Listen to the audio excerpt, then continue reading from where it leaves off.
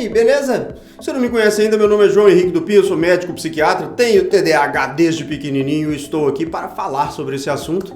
E hoje eu vou falar especificamente sobre algumas diferenças que eu percebo entre o TDAH, ou seja, transtorno de déficit de atenção e hiperatividade, e o TOD, o popular TOD, transtorno opositor desafiador ou transtorno de oposição desafiante. Muitas pessoas não sabem o que é nenhum nem outro, muitas pessoas acham que sabem o que é os dois, e eu tenho uma opinião um pouco diferente do que muitos outros especialistas por aí sobre o TOD, e eu vou compartilhar essa opinião aqui com vocês, porque eu acredito que tem muito menino por aí que está recebendo esse diagnóstico de forma equivocada, de forma errada, estão exagerando nisso, e eu vou dizer por quê.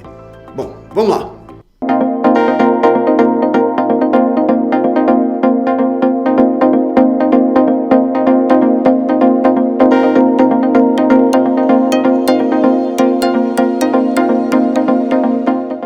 TDAH, em primeiro lugar, é um transtorno, tem um nome que não é muito bom, né? Porque é um nome muito grande que tenta explicar o que ele é, mas acaba não conseguindo explicar. Transtorno de déficit de atenção e hiperatividade não é exatamente um transtorno só de problemas relacionados à atenção ou à hiperatividade. É também um transtorno de impulsividade, é um transtorno de controle dos impulsos. A criança perde a atenção na aula porque um pensamento impulsivo que deveria ter sido barrado por uma certa região do cérebro passa, assume a consciência e agora a criança está pensando naquilo e não acompanhando a aula que está ali à sua frente. É esse pensamento impulsivo, por não ter sido barrado, que tirou a atenção da criança. Da mesma forma, ela subiu no armário para ver simplesmente o que tinha lá em cima, sem pensar que estava fazendo isso, caso ela seja hiperativa, porque veio um impulso da ideia de fazer e ela começou a fazer sem pensar nas consequências, sem planejar o que iria acontecer logo ali na frente, caso tudo desse certo, caso alguma coisa desse errado. Enfim, isso basicamente resume o que é a raiz do TDAH, essa dificuldade para conter os impulsos. E aí na hora que você vê, você já falou, já brigou, já se irritou, já chorou, já perdeu a atenção, já largou o lápis dos cadernos, está jogando bola no quintal, está tomando água, está conversando com alguém no celular, está jogando um joguinho e não fazendo aquilo que você tinha começado a fazer. Esse é basicamente, de uma forma muito resumida, uma descrição do transtorno de déficit de atenção e hiperatividade. E o que seria, portanto, o transtorno opositor desafiador ou transtorno de oposição desafiante? Um transtorno em que a criança tem a tendência a se opor deliberadamente, a desafiar deliberadamente, propositalmente, as ordens, as regras, os comandos dados pelos adultos, as regras daquele ambiente social, da escola ou de qualquer lugar assim. Portanto, são crianças que estão o tempo todo argumentando com os adultos, discutindo, colocando ali o seu ponto de vista, que não fazem aquilo que a gente manda, que muitas vezes fazem aquilo que a gente proíbe.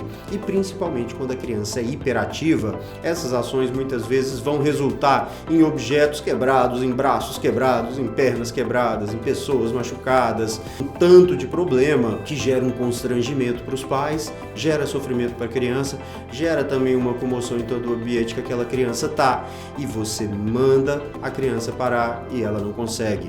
E você diz para ela que aquilo é proibido e da próxima vez ela faz do mesmo jeito. E você diz que ela tem que fazer daquele jeito que você disse para fazer e ela não faz. E chega num ponto que ela diz para você o seguinte: eu não vou fazer mesmo, ninguém manda em mim, eu não sou obrigado. E aí você diz: esse menino está claramente me desafiando, ele tem um transtorno opositor e desafiador, porque ele está claramente me desafiando. Mas nem sempre.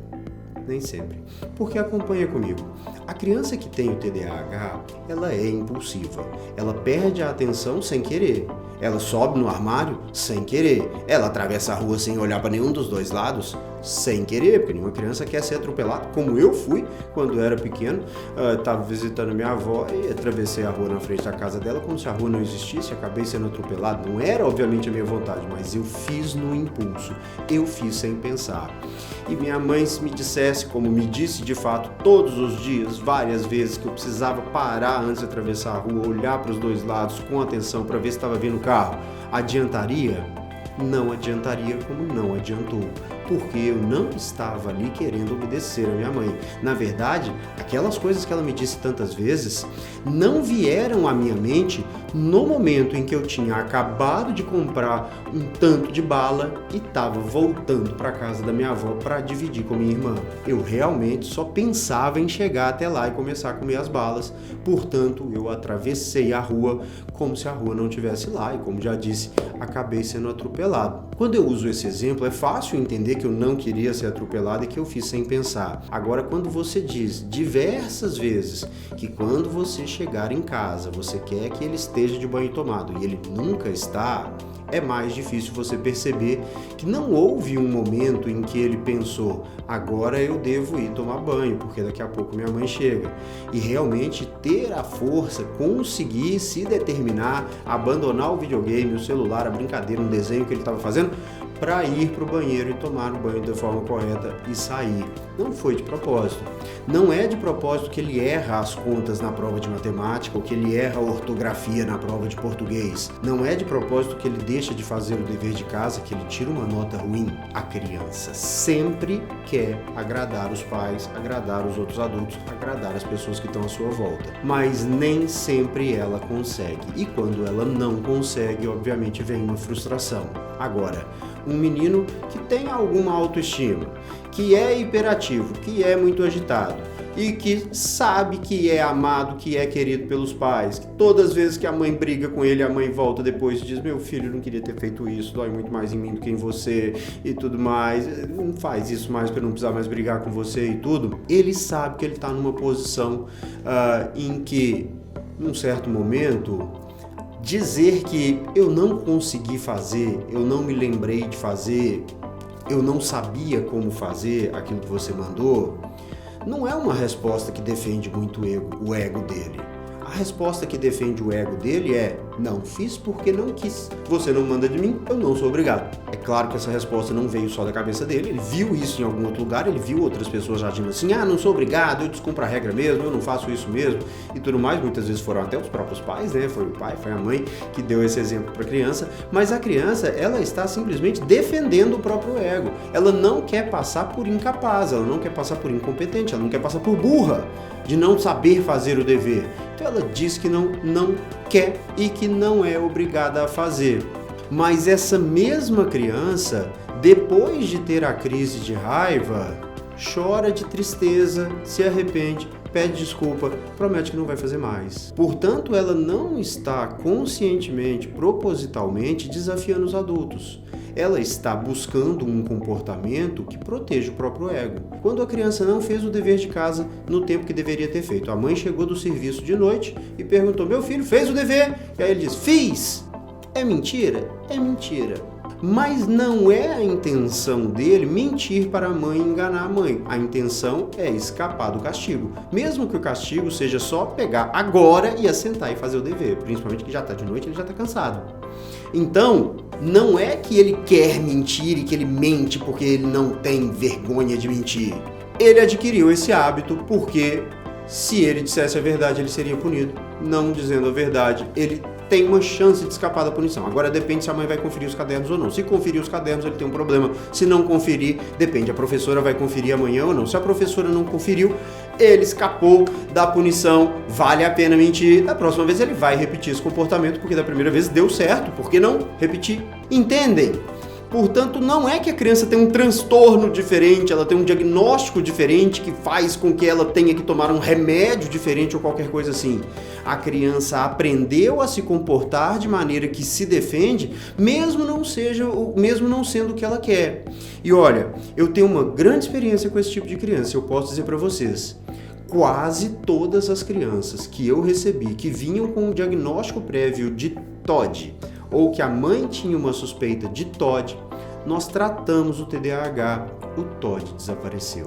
E o que mais me assusta é que tem estudos científicos que chegam a dizer que até 65% das crianças com TDAH têm TOD também. Alguns um pouco mais modestos colocam as coisas em torno de 30% a 40%, enquanto na minha experiência é menos do que 5% das crianças com TDAH. São raras as crianças que têm TDAH, tratam o TDAH, melhoram os sintomas do TDAH e continuam querendo rivalizar em pé de igualdade com os pais, discutir, não aceitar as regras de jeito nenhum e realmente demonstrar um prazer, uma satisfação em estar desafiando. Na adolescência, eventualmente, isso vai acontecer com mais frequência, porque o adolescente muitas vezes discorda das posições dos pais e não está disposto a abrir mão das próprias convicções que ele está formando agora e que, portanto, são muito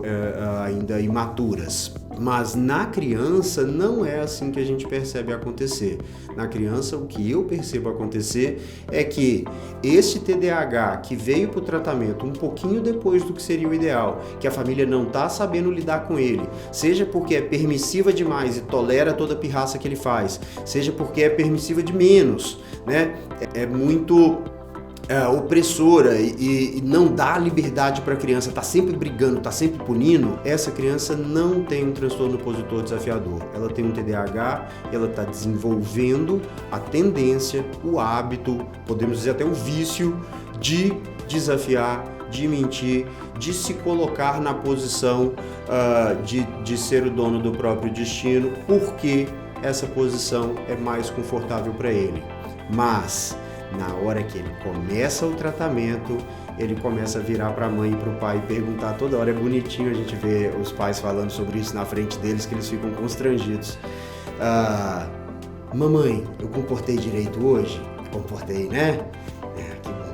Parece que você fez mágica e você faz o simples, que são remédios simples, um tratamento simples, e não apenas o TDAH melhora, mas esses sintomas melhoram também, porque quando ela se sente capaz de fazer o que se espera, ela tenta fazer o que se espera. E quando ela se sente capaz de tentar, quando não conseguir, não é punido, mas a mãe tenta compreender e tenta proporcionar uma situação para o filho que o filho vai ter mais facilidade para conseguir, há uma ligação entre os dois, há confiança, há um bom desenvolvimento, né? Quando a criança sente medo de dizer que tem dificuldade porque ela vai ser punida ao não conseguir, a gente está estimulando ela a mentir, a gente está estimulando ela a desafiar, a tentar buscar uma outra alternativa para aquele sofrimento que ela está passando.